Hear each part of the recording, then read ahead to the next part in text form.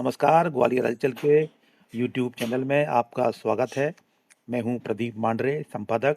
आज हमारे बीच मौजूद हैं चैम्बर ऑफ कॉमर्स चुनाव ग्वालियर में व्हाइट हाउस के प्रमुख स्तंभ श्री अरविंद अग्रवाल। अरविंद अग्रवाल जी चैम्बर अध्यक्ष का चुनाव लड़ने की घोषणा कर चुके प्रवीण अग्रवाल आपको तानाशाह बता रहे हैं। जी सर। नमस्कार प्रदीप भैया, सबसे पहले बहुत बहुत धन्यवाद मेरे से बात करने के लिए। जी देखिए, कल भी हमारी व्हाइट हाउस की मीटिंग थी कोर कमेटी की, जी जिसमें हमने जॉइंट सेक्रेटरी और वाइस प्रेसिडेंट के नाम डिक्लेयर किए थे। जी मैंने अपनी बात वहां रखी थी।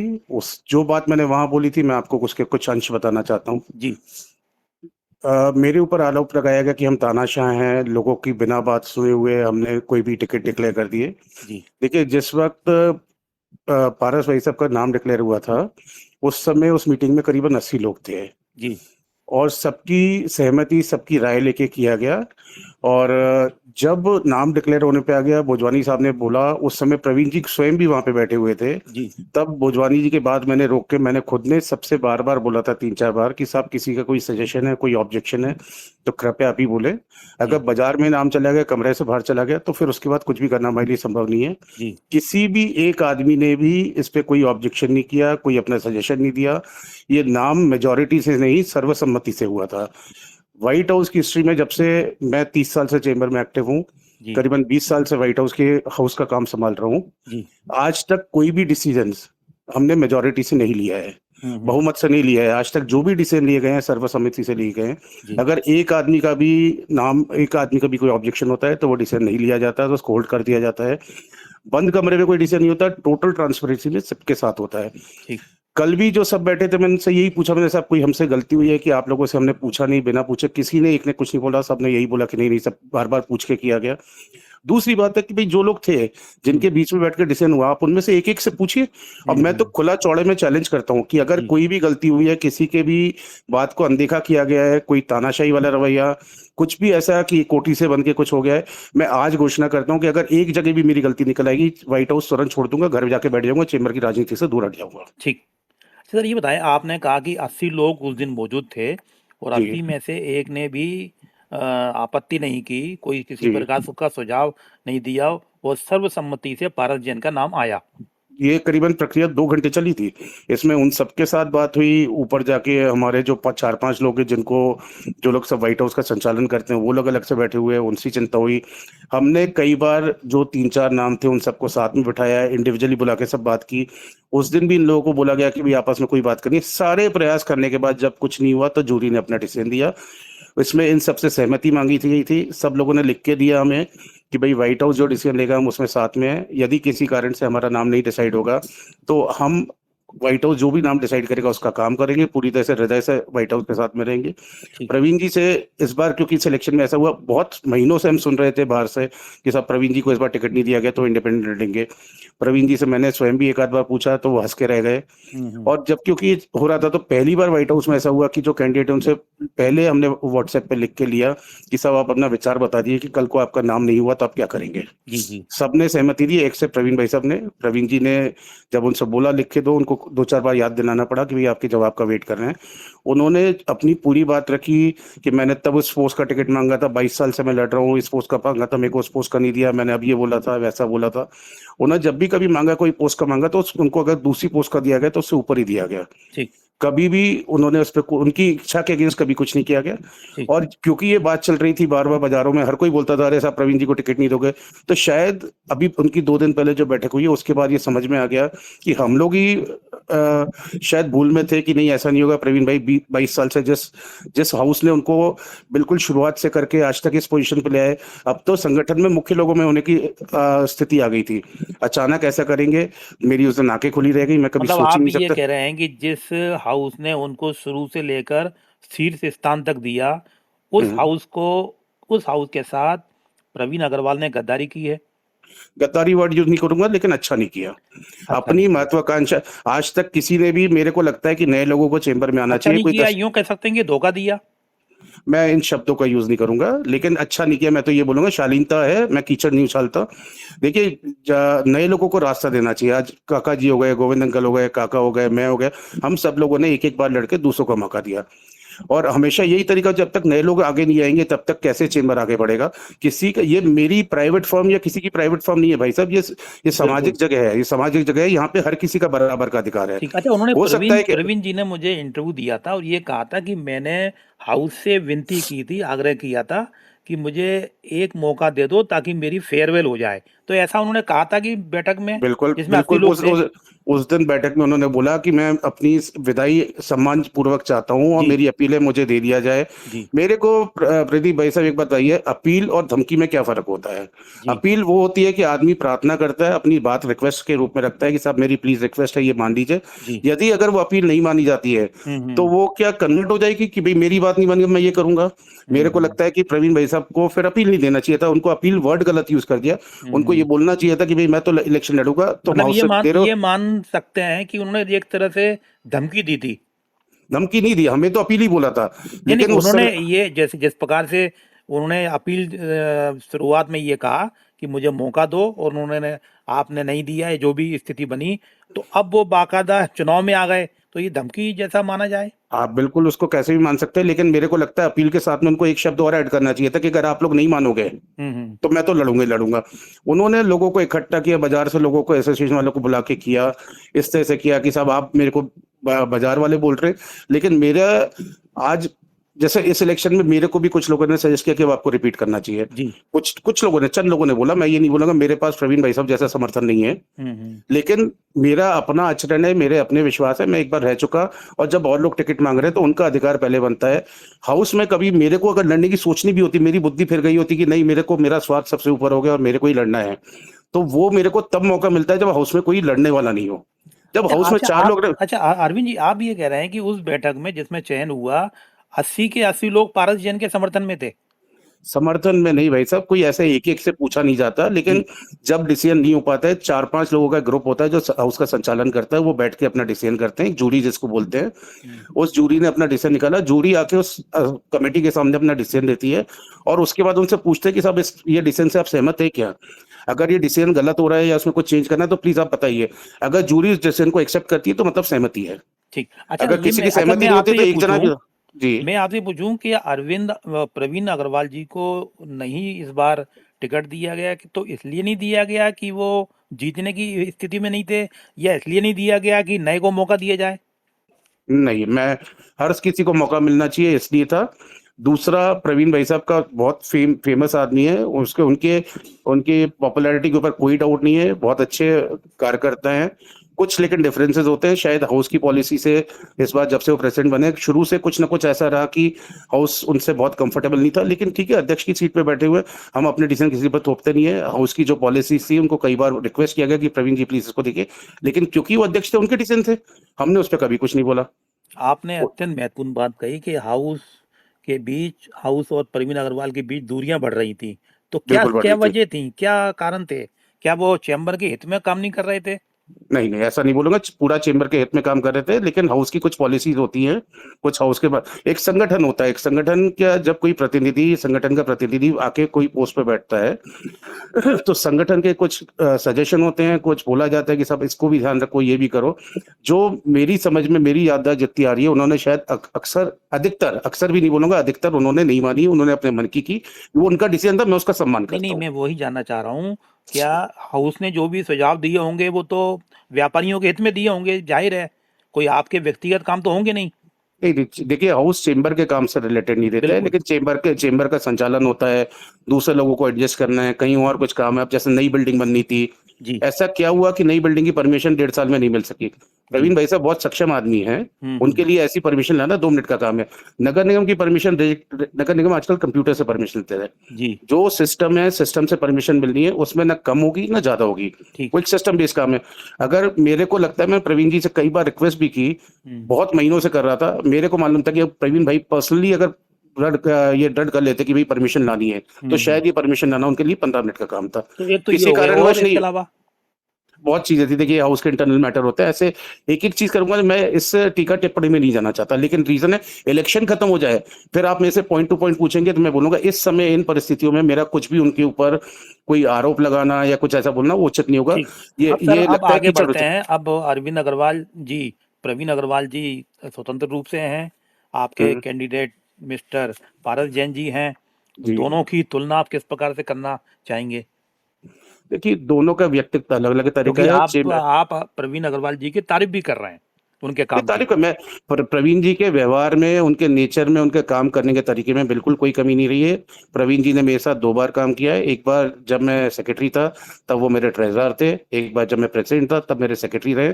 जी तो उनकी कार्यप्रणाली के ऊपर, चेंबर के हित में, व्यापारियों के हित में उन्होंने कभी कोई गलत काम नहीं किया। मैं उनकी प्रशंसा करूंगा। ये सिद्धांतों का फ़र्क है। उनके कार्य करने की शैली के फ़र्क नहीं है। जी ये सिद्धांतों का फ़र्क है। मैं मानता हूँ कि जो हाउस जिसने हमें आगे बढ़ाया, उस हाउस के प्रति हमारा कितना समर्पण होना चाहिए। क्या हम अपने स्वयं के स्वार्थ के कारण हाउस को बिल्कुल खूंटी पे टाँग देंगे? ये फ़र्क सिद्धांतों का है। प्रवीण भाई की में कोई कमी नहीं है। मैं कतई नहीं बोलूँगा कि उनके कार्य करने की शैली में या उनमें कोई कमी है, उनमें कोई कमी नहीं है। जैसा एक आइडियल अध्यक्ष चेंबर के लिए होना था, वैसे थे। अन्य लोग भी रहे और आगे भी रहेंगे। जो आपने आदमी सीट पे बैठता आपने है, कहा कि मेरी स्वयं पूरी के प्लीज मेरा सर मेरा प्लीज सेंटेंस नहीं पूरा होने नहीं दीजिए। ओके जो सर भी आदमी जी लोगों के बीच में, इतने मेंबर्स के बीच में इलेक्शन लड़के आता है जी और इलेक्शन जीत के आता है, उसका एवेल्यूएशन मेंबर्स करते हैं। अगर वो जीत के आ रहा है, इसका मतलब वो एक्सेप्टेबल है, उनकी कार्यशैली एक्सेप्टेबल है। जी तो मैं ये नहीं बोलूंगा कि प्रवीण वैसा अच्छा कोई नहीं है। प्रवीण वैसे अच्छे भी लोग हो सकते हैं, लेकिन उनमें कोई ऐसा एज अध्यक्ष मैंने कभी नहीं देखी। ठीक। अच्छा, मैं ये जैसे आपने खुद कह रहे हैं स्वयं के स्वार्थ के कारण, ऐसे कौन से स्वार्थ थे प्रवीण अग्रवाल के? वो पोस्ट नहीं छोड़ना चाह रहे थे। 22 साल से लड़ रहे हैं। आज देखिए, 22 आज जो बार-बार बोलते हैं मेरे को मौका नहीं दिया, मैंने अपील की थी। अगर अपील थी भाई, अपील अगर हाउस ने किसी कारणों से नहीं मानी, तो हाउस से उनको बात करना चाहिए था कि भई मेरी अपील क्यों नहीं मानी? हम उसका जवाब देते उनको। अपील नहीं मानी तो अब मैं तो लड़ूंगा साहब। केवल उन्होंने एक ही लोगों कमी है को उनमें?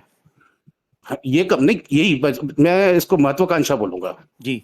नहीं तो उनकी महत्वाका इस महत्वाकांक्षा के कारण चैम्बर का क्या नुकसान हो रहा है? नहीं, चेंबर का नुकसान क्या होगा? देखिए, आज प्रवीण भाई जीते या पारस जी जीते, जो भी जीतेंगे वो चेंबर का काम करेंगे। चेंबर का काम नहीं करेंगे तो हम उनका अगेंस्ट रहेंगे। आज प्रवीण भाई भी जीत के आएंगे तो ऐसा थोड़ी कि डे टू डे में हम उनको कोई परेशान करेंगे या पारस जी जीते। जो जीत के आएगा वो मान्य हमें। हम अपना पूरा दम लगाएंगे कैसे भी, क्योंकि हम लोग सब साथ में थे, पारस जी के साथ काम कर रहे हैं, डे टू डे में काम कर रहे हैं। हमारा पूरा प्रयास रहेगा कि पारस जी जीते।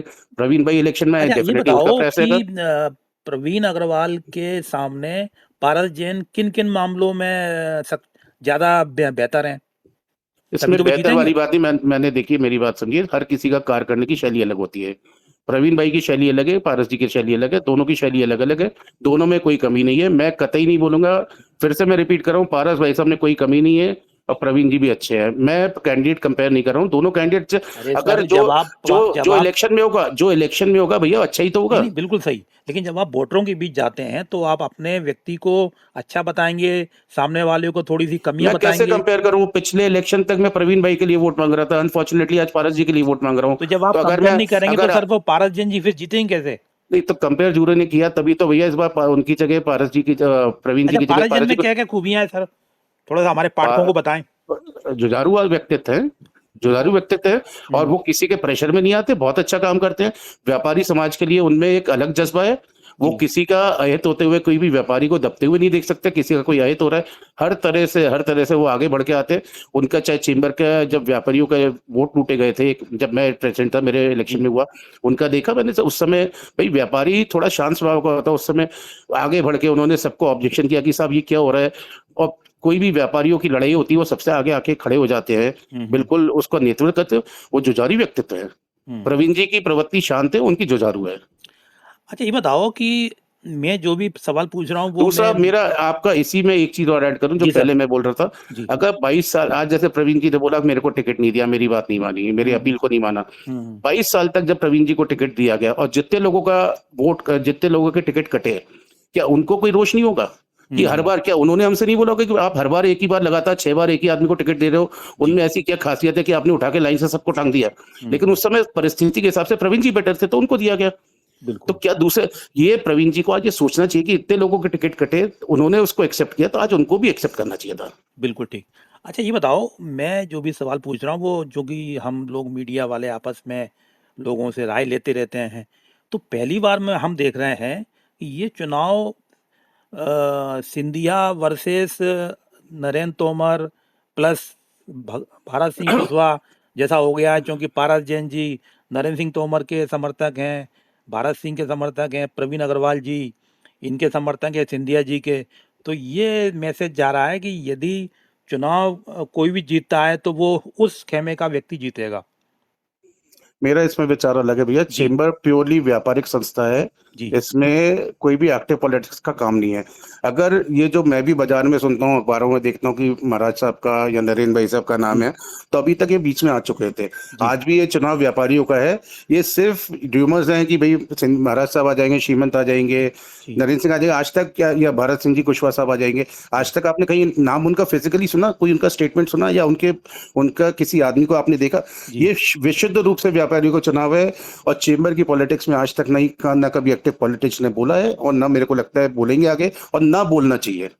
हम्म, ये व्यापारियों का चुनाव है, ये एक्टिव पॉलिटिक्स नहीं है। मैं इस ये बात जो जो बात बाजार में चल रही है कि सिंधिया जी वर्सेस तोमर साहब है, मैं इसका बिल्कुल विरोध करता हूँ। ऐसा कुछ नहीं है।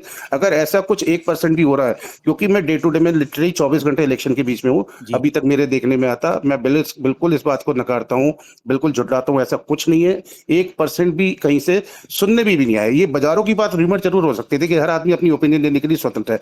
प्रवीण भाई साहब का रिलेशन सिंधिया साहब से बहुत क्लोज है, महाराज साहब से बिल्कुल, बहुत क्लोज है। हम्म, इधर पारस भाई साहब का तोमर साहब से बहुत क्लोज है। जी, इसका मतलब ये नहीं, समर्थक होना और हम्म, चेंबर का चुनाव दोनों अलग अलग चीजें हैं।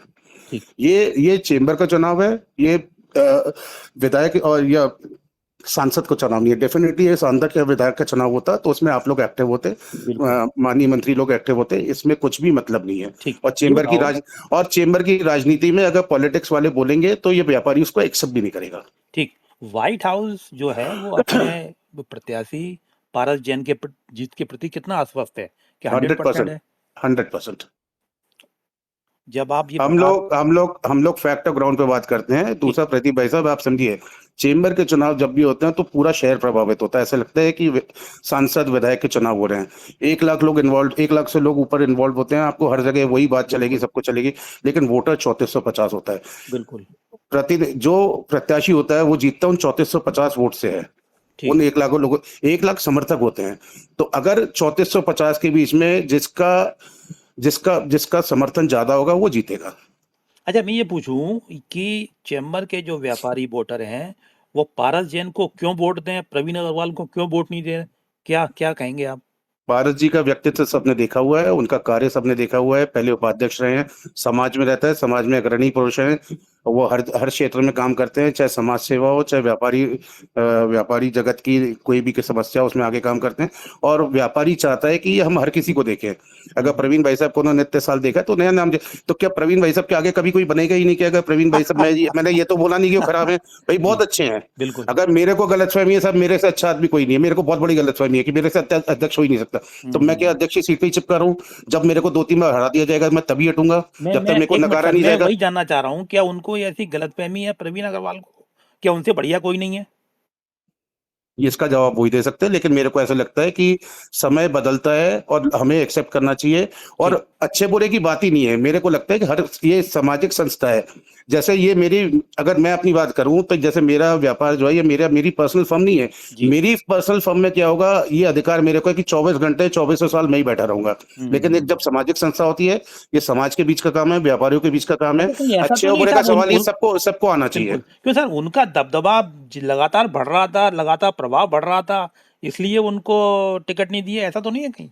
अभी जैसे आपने मेरे से उनसे कार्य के बारे में पूछा, मैंने उनसे बोला उनके कार्य में कोई कमी थी जी, जी, भाई। लेकिन दूसरे लोग, मतलब वो अच्छे हैं इसका मतलब दूसरा बुरा नहीं हो जाता। बिल्कुल, ठीक, हमें तो हो सकता है पारस भाई साहब उनसे ज्यादा अच्छे निकले, ठीक। अच्छा, कोई कंपैरिजन। व्हाइट ये हाउस का दबदबा विस्तार आप लोग कर दबदबा रहे हैं। वर्ड आप गलत यूज कर रहे हैं। अच्छा, सॉरी, ये बताओ, व्हाइट हाउस का विस्तार अगर लगातार उनका दबदबा होता तो मेरे को तो घर में बैठ जाना चाहिए था। मेरे को पारस जी के साथ बाहर ही नहीं निकलना चाहिए। पता नहीं प्रवीण भाई साहब के प्रभाव से मेरे साथ क्या हो जाएगा। वो मेरे को तानाशाह बोल तो रहे, खुल के बोले ना, सामने आके बात करे मेरे से।